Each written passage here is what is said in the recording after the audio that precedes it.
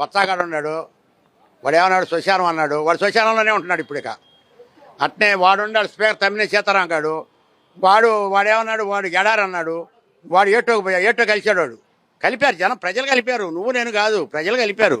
మరి అట్నే ఎవడేమన్నారో ఇప్పుడు కొడాల నానిగాడు ఉన్నాడు, పట్టీలేసి తిరుగుతున్నాడు నా కొడుకోడు. వాడు ఎందుకు పుట్టాడో కూడా తెలియదు అసలు. వాడు కడుపు కారం తింటాడా గడ్డి తింటాడా? అసలు మీ అమ్మాయికే పుట్టామంటారు నువ్వు. ఎప్పుడైనా సరే మనం ఒక 40 మంగళ ఆలోచించుకోవాలి. ఎవరినన్నా మన తలాపిని పెరుగుతూ ఉంటాయి, గుర్తుపెట్టుకోండి. అనవసరంగా ఒక మాట అనకూడదు.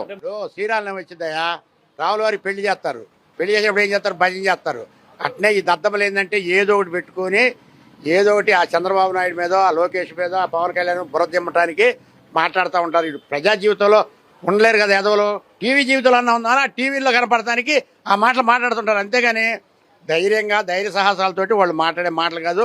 వాళ్ళకి పరిపాలన విధానం